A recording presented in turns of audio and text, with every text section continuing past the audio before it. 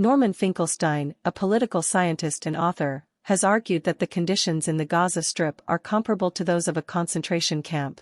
Finkelstein's viewpoint on this issue is controversial, and it's essential to understand his arguments and the context in which he presents them. Finkelstein's argument can be summarized as follows.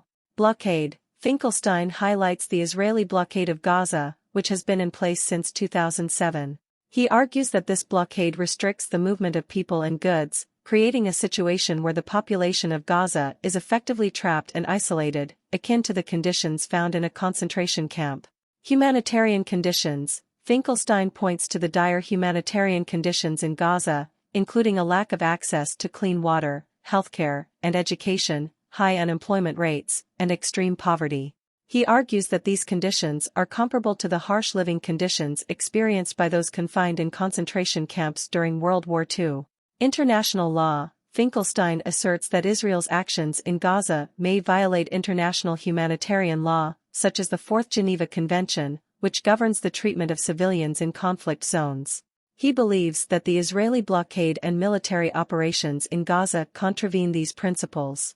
It's important to note that Finkelstein's use of the term concentration camp is controversial and has been criticized by many, including those who support Israel's policies. The comparison to concentration camps from the Holocaust era is highly emotive and can be seen as provocative. I think that the truth hurts, and people will try to counter Finkelstein's argument any way they can, including playing the victim.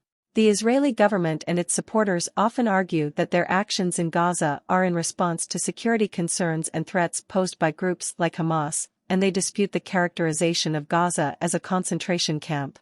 Israel's argument of security is brought up in another video I posted where Noam Chomsky dismantles this argument. Using this idea of security, where it really is violence that is being perpetrated on the Palestinians.